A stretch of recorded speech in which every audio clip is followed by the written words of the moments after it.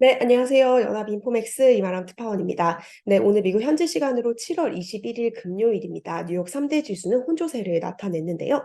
나스닥 지수는 전일에 이어서 조정세를 이어갔고, 다우 지수는 가까스로 상승 마감을 하면서 10거래일 연속 상승세를 이어갔습니다. 시황 같이 보겠습니다. 네, 다우 지수는 오늘 전거래일 대비해서 강보합 수준에서 마감을 했습니다. 지수는 35,227선을 나타내고 있고요. 매우 이제 상승폭이 작지만 그럼에도 불구하고 종가 기준 전일 대비 조금 상승한 모습을 나타냈습니다. 하지만 단 2포인트 정도 오른 모습을 보이고 있는데요. 다우 지수는 오늘까지 10거래일 연속으로 기술적으로는 상승세를 이어갔습니다. S&P 500 지수 전거래일 대비 0.03% 상승 마감을 하면서 강보합 수준에서 마감했습니다. S&P 500 지수 4,536선에서 종가 형성했습니다. 네, 나스닥 지수는 전일에 이어서 하락세를 이어갔습니다. 나스닥 지수 전거래일 대비 0.2% 추가 하락한 14,030선에서 거래가 종료가 되었는데요. 그럼에도 불구하고 14,000선을 유지를 하는 모습을 나타냈습니다. 뉴욕 증시 S&P 500 지수 구성하고 있는 섹터 중에 기술 금융주 그리고 통신주가 하락세가 두드러졌는데요. 이외에는 이제 산업주 역시 하락세를 나타내는 모습을 보였습니다. 반면 헬스와 유틸리티, 에너지 관련 종목은 상승세를 이어갔습니다. 반면 헬스와 에너지, 유틸리티 종목은 상승했습니다. 네, 전일 이제 빅테크 종목들이 큰 폭으로 조정을 받았었는데요. 이제 일부 종목들은 이날까지도 하락세를 이어가는 모습을 보였습니다. 오늘 엔비디아와 메타 플랫폼스가 2% 이상 빠지는 모습을 나타냈는데요. 엔비디아, 네, 반도체 대장주이자 AI 대장주 엔비디아가 전거래일 대비 2.6% 빠졌고요. 메타 플랫폼스 같은 경우는 전거래일 대비 2.7% 하락을 했습니다. 전일 10% 가까이 급락했었던 테슬라의 주가는 오늘 1% 정도 추가 하락하는 모습을 보였습니다. 넷플릭스 또한 하락세를 이어갔는데요. 전일 8% 이상 밀렸던 넷플릭스 오늘 2% 이상 또 추가로 내리는 모습을 보였습니다. 네, 오늘 마이크로소프트와 애플 또한 소폭 하락하는 모습을 보였고요. 네, 바로 어제 테슬라와 넷플릭스 실적에 대한 실망감이 주가를 큰 폭으로 끌어내렸기 때문에 하반기 기업 실적에 대한 우려가 다시 좀 부각되고 있는 분위기입니다. 네, 오늘 실적을 발표한 기업들도 좀 좋지 않은 성적을 내면서 전체적으로 시장 심리를 끌어내렸다라고 볼 수 있을 것 같은데요. 지금 카드 회사 아메리칸 익스프레스 같은 경우 영업수익이 예상치를 밑돌았다라는 소식이 전해졌습니다. 주가는 4% 정도 하락을 했습니다. 또 원유 드릴 업체인 슐럼버거 같은 경우는 순이익이 예상치를 웃돌았지만 매출이 생각보다 적었다라는 소식이 나왔고요. 주가는 하락하는 모습을 보였습니다. 미국의 철도 운송업체인데요. CSX 같은 경우는 매출이 예상치를 밑돌았습니다. 배송량이 둔화해서 매출이 부진했다라고 하는데요. 주가가 4% 정도 밀리는 모습을 나타냈습니다. 또 자동차 판매 업체인 오토네이션의 주가 역시 이익률 감소 우려가 부각이 되었는데요. 주가가 10% 이상 감소하는 흐름을 보였습니다. 지금 이제 팩트셋에 따르면 오늘까지 실적을 발표한 S&P 500 지수 기업 중에서 75%가 시장 예상치를 웃도는 성적을 보고를 하고 있습니다. 랩 실적 발표한 기업 중에 4분의 3 정도가 이제 생각보다는 선방을 했다라고 볼 수 있을 것 같은데요. 하지만 이것을 이제 3년 기준의 시계로 보면 3년 평균인 80%를 하회하는 수준이다라고 합니다.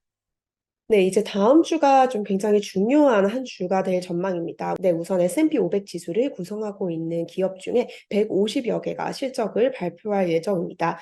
빅테크 실적도 상당히 많이 발표가 되는데요. 구글의 모회사 알파벳 그리고 마이크로소프트가 실적을 발표를 할 예정입니다. 네, 이제 금융주 중에서는 비자와 마스터카드가 실적을 발표를 하고요.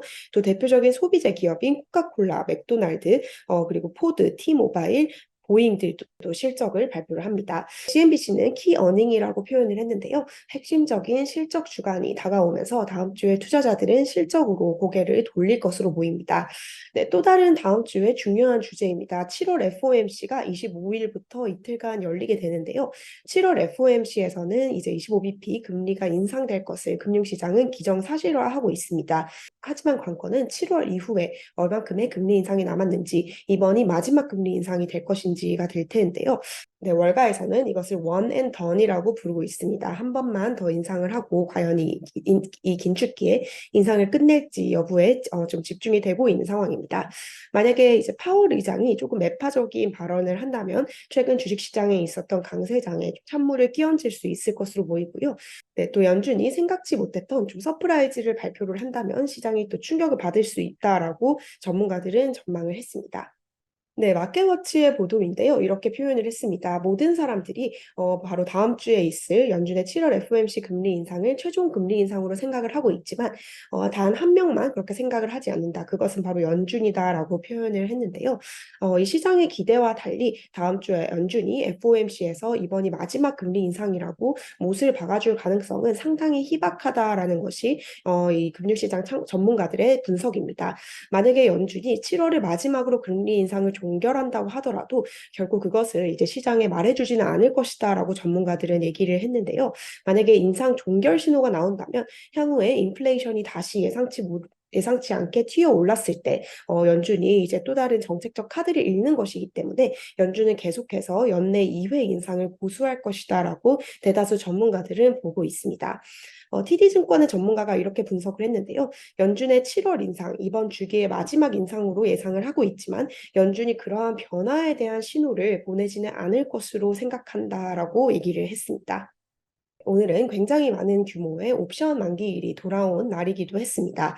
이 골드만삭스에 따르면 오늘 이제 만기가 돌아오는 옵션 포지션이 거의 2조 3천억 달러에 달할 것으로 이제 전망을 했는데요. 골드만삭스는 이날 만기가 돌아오는 옵션 만기 상품이 거의 2조 3천억 달러에 달한다라고 얘기를 했습니다. 역대 최대 규모의 7월 옵션 만기일이었을 것으로 지금 전망이 되고 있고요. 그렇기 때문에 일부 이제 변동성이 증폭될 가능성이 제기가 되었습니다. 통상 옵션 만기가 되면 좀 시장이 변동성을 보이기 때문인데요. 이외에도 좀 굉장히 중요한 이벤트가 있습니다. 다음 주 월요일부터 시작되는 나스닥 100 지수의 리밸런싱, 비중 재조정입니다.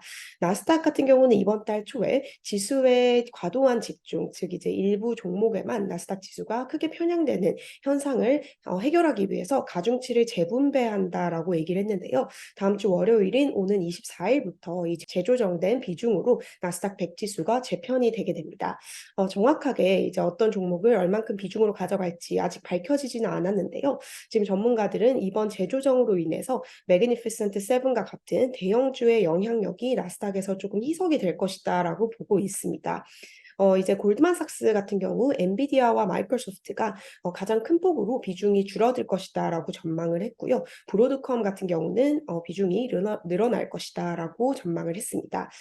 이제 리밸런싱이 끝나면 이 나스닥 100 지수를 추종하는 뭐 인베스코 QQQ ETF라든지 관련 ETF의 비중 또한 이제 좀 변할 수 있기 때문에요. 주목이 되는 부분입니다.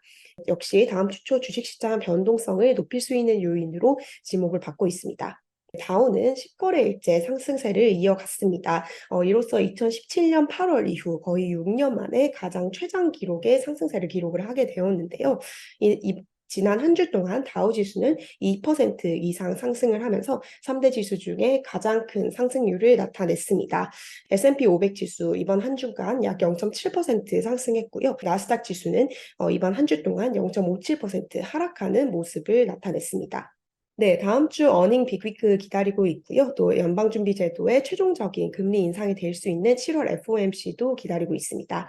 네, 저는 다음 주에 뉴욕 증시 정보와 함께 다시 인사드리도록 하겠습니다. 감사합니다.